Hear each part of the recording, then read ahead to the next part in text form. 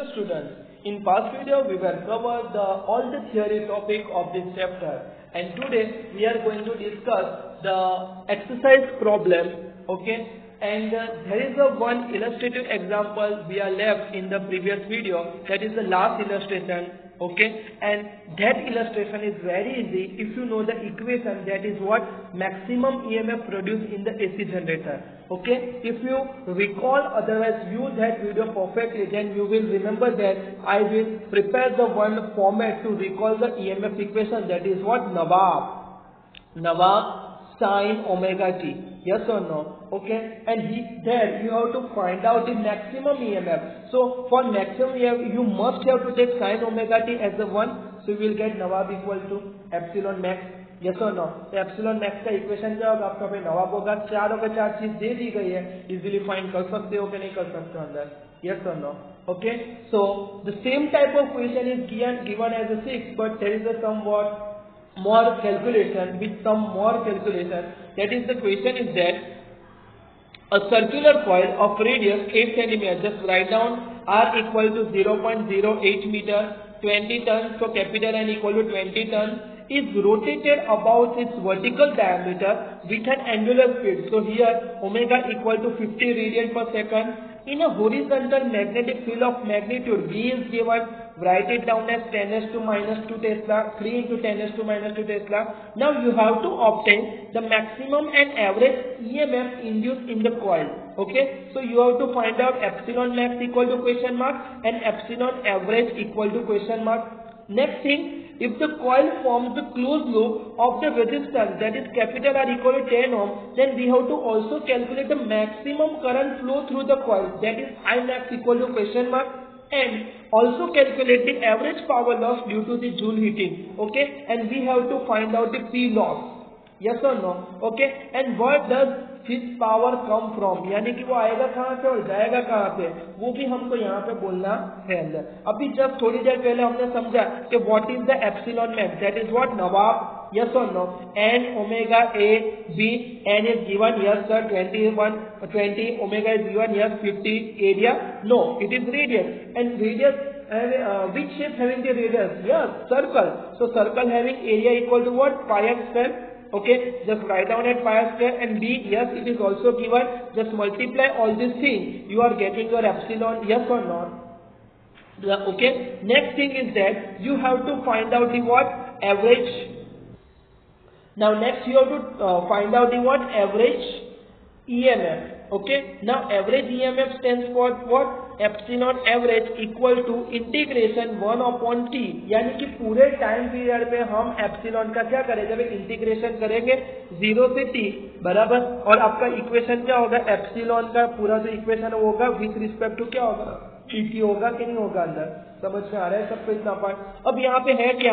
ये चारों के चारों चीज तो कांस्टेंट है, तो वो तो बाहर आ जाएगी, तो अंदर बचेगा कौन बेचारा? खाली साइन ओमेगा टी dt बचेगा. अब याद रखो कि जब भी आप कोई भी साइन फंक्शन या कॉस फंक्शन का पूरे एक टाइम पीरियड के लिए इंटीग्रेशन कर रहे हो, यानी कि सिंपल लैंग्वेज में आप एडिशन कर रहे हो अंदर, बराबर, तो इंटीग्रेशन यानी कि एडिशन है, और डिवाइड बाय टोटल टाइम कर दो, यानी कि t कर दो, तो टोटल क्वांटिटी हो गए, तो एवरेज हो गया कि ना हो गया? एवरेज का मतलब क्या है? Total addition divide by total quantity, बराबर. पर होता क्या है कि अगर साइन का आप बात करोगे, साइन का व्यू आप ध्यान से देखो तो कुछ ऐसा होता है अंदर, बराबर. तो यहाँ पे जितनी पॉजिटिव वैल्यू वही की वही वैल्यू नेगेटिव में भी होती है, तो सबका आप एडिशन करोगे तो आपको आंसर क्या मिलेगा? 0 मिलेगा. इसलिए आपको याद रखना है कि जब भी क्लोज अब एक पूरा साइकिल का इंटीग्रेशन है, तो उसमें अगर साइन अकेला हो या तो फिर कॉस हो, तो उसका आंसर हर बार क्या होता है? 0 होता है.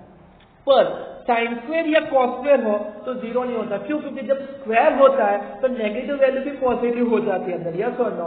और याद रखने का कि अगर एक पूरे टाइम पीरियड के लिए साइन स्क्वायर का या तो फिर कॉस स्क्वायर का इंटीग्रेशन कर रहा है, तो उसका आंसर हर बार 1/2 मिलेगा. साइन कॉस फिर कुछ नहीं आएगा अंदर. समझ में आ रहा है? After placing all this value, ये आपको रट्टा रखना अंदर, क्योंकि यही चीज हम नेक्स्ट चैप्टर में भी यूज करेंगे अंदर. समझ में आ रहा है अंदर? बराबर। तो आपको यहाँ पे एवरेज पावर पूछा गया था, एवरेज पावर का वैल्यू क्या आएगा भाई, 0 आएगा।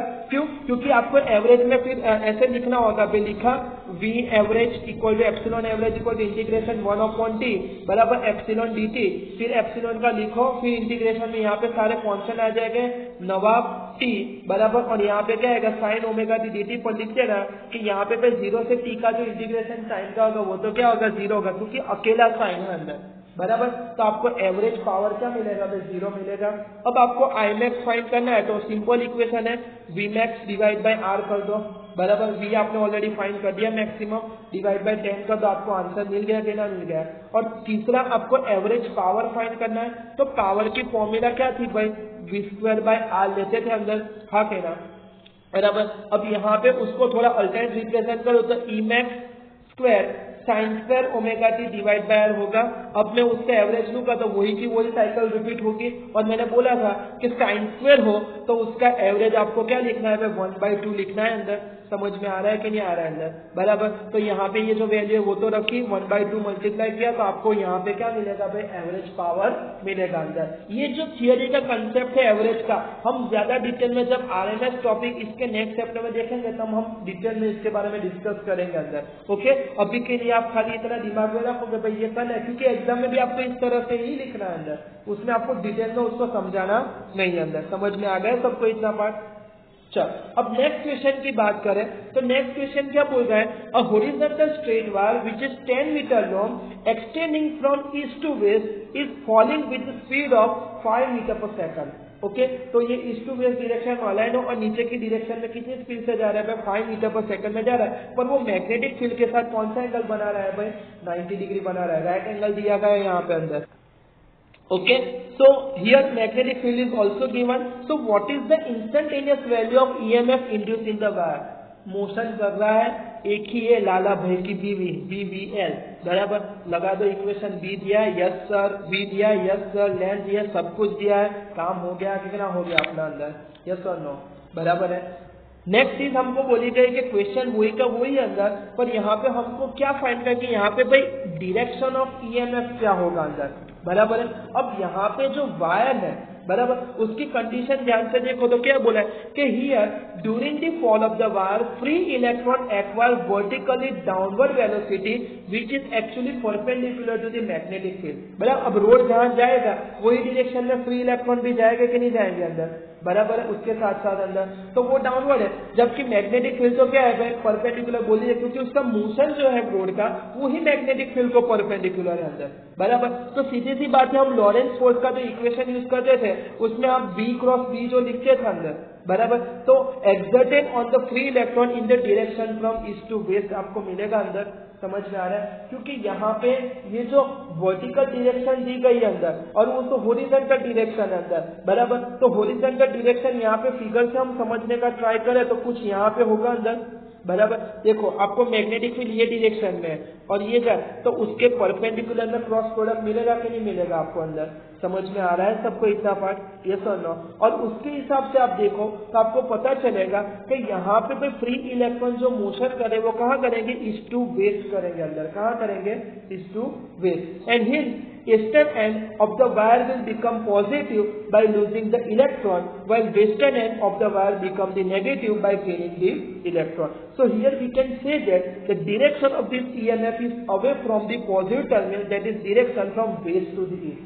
समझ में आया, तो वेस्ट टू दी ईस्ट क्यों हुआ पता चल गया सबको इतना, हाँ कहना, बराबर है। और नेक्स्ट चीज आपको वही का वही क्वेश्चन है पर थोड़ा अलग है कि which end of the wire is at the higher electric potential. अब हमको पता है कि इलेक्ट्रॉन फ्लो हमेशा कहाँ से होगा, हाई पोटेंशियल से लो पोटेंशियल पे। तो यहाँ पे हमने अभी बात की में मोशन कहाँ से कहाँ हो रहा है, वेस्ट टू ईस्ट हो रहा है अंदर, तो उसके हिसाब से यहाँ पे आंसर क्या आएगा आपका अंदर कि एज एक्सप्लेन है वो eastern end of the wire at the higher electrical potential अंदर, बराबर। क्योंकि इलेक्ट्रॉन पे उसके हिसाब से तो अगले दूसरे वाले एंड पे जा रहा है अंदर, तो यहाँ पे ईस्टर्न एंड जो होगा वो क्या होगा भाई, हायर पोटेंशियल पे होगा अंदर। समझ में आ रहा है सबको इतना पार्ट।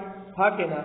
नेक्स्ट इज आपको 8 नंबर का क्वेश्चन क्या बोला गया अंदर कि current in the circuit fall from 5 ampere to 0 ampere, that means delta equal to 5 ampere, delta T equal to 0.1 second और एवरेज ईएमएफ यानी कि एप्सिलॉन आपको दे दिया गया अंदर, that establish of the self inductance of the circuit, वो हमको फाइंड करना है। तो एप्सिलॉन का और एल का रिलेशन हम ये इक्वेशन से देते थे कि नहीं देते थे अंदर, तो एल आपको फाइंड करना है तो क्या होगा भाई epsilon delta I by delta T करना होगा अंदर, समझ में आ रहा है बराबर। तो यहाँ पे होगा क्या कि आपका जो डेल्टा टी ऊपर आ जाएगा यानी कि 200 इंटू 0.1 डिवाइड बाय 5 आएगा, सिंप्लीफाइड करो तो आपको आपका आंसर मिल जाएगा, जो आंसर क्या आएगा 4 हेनरी आपको मिलेगा अंदर। समझ में आ रहा है सबको इतना पार्ट। 9 क्वेश्चन भी उसका भाई है जिसपे म्यूचुअल इंडक्टेंस बोला गया है। A pair of adjacent coil has the mutual inductance is 1.5 henry, that is M. If the current flowing in the one of the coil changes from 0 to 20 ampere, that is delta I equal to 20 ampere, delta T equal to 0.5 second, then what is the change of flux linked with the other coil? तो M का और flux का relation क्या था भाई, M equal to 5 by I था, तो 5 equal to क्या होगा MI का मोबाइल होगा कि नहीं होगा अंदर, यस और नो। M आपको दिया गया 1.5 मल्टीप्लाई बाय 20 कर दो, काम हो गया आपका अंदर। याद रखो एप्सिलॉन फाइंड करना हो तो डेल्टा टी की काम लगेगा, डेल्टा टी काम लगेगा, बाकी फ्लक्स के लिए डेल्टा टी का राइट नाउ कोई काम नहीं है। हाँ फ्लक्स खुद का फाइंड करना हो तो हमको करना पड़ेगा अंदर, समझ में आ रहा है सबको इतना पार्ट बराबर। चलो नेक्स्ट पॉइंट आता है क्या jet plane is travelling towards the wave at the speed of 1800 kilometre per hour, what is the voltage difference developed between the ends of the wire having the span of 25 meter and earth's magnetic field at the location of magnitude is given this and angle of this equal to this. Okay, now deep angle theory will come into the 5th chapter, but we are not clearing this 5th chapter, so here we have to just recall that whenever deep angle with the magnetic field is given, then you have to find out the vertical component of the magnetic field B by this equation, that is B sin phi। जो भी magnetic field है उसको sign का A angle करके multiply कर दो तो आपको आपकी अर्थ का क्या मिलेगा भाई, वर्टिकल कंपोनेंट मिलेगा अंदर बराबर। अब आपको फाइंड क्या करना है ईएमएफ और वो भी मोशन की वजह से, तो लाला भाई की बी वाला इक्वेशन आएगा अंदर बीवीएल बराबर। तो यहाँ पे बी की वैल्यू अब आपके पास अवेलेबल है, वेलोसिटी भी अवेलेबल दी गई है और 25 मीटर लेंथ भी दे दी गई है अंदर। काम हो गया कितना हो गया अंदर, यस और नो। बहुत ही सिंपल क्वेश्चन है यहाँ पे सब दिए गए, आपको खाली थोड़ी प्रैक्टिस करनी है, कॉन्फिडेंस रखना है और 1 वीक के इंटरवल में आपको उसको वैलिडेट करते रहना है कि हाँ पे मुझे याद है कि नहीं है, रैंडमली 2-3 क्वेश्चन सॉल्व करके अंदर। अगर आप ये प्रोसीजर फॉलो करते हो तो ये चैप्टर आपको अगली बार रिविजन तक करने की जरूरत नहीं पड़ेगी अंदर। जैसे एक टीचर की बात करें तो क्या टीचर हर बार रिविजन करके सब आते हैं, नहीं, जस्ट आते हैं थोड़ा सा क्वेश्चन पढ़ा, थोड़ा इधर उधर हिंट लगा, आंसर आ ही जाता है अंदर। समझ में आया कि नहीं? तो आपको भी कुछ ऐसा प्रयत्न करना पड़ेगा ताकि आपको बोर्ड के टाइम में ज्यादा लोड ना रहे अंदर। ओके, तो यहाँ पे हमने ये एग्जांपल कवर किया। नेक्स्ट वीडियो में बाकी के जो भी एग्जांपल होगा जल्द से जल्द कवर करके हम नेक्स्ट चैप्टर पे क्या करेंगे, पे शिफ्ट करेंगे अंदर। Okay, thank you.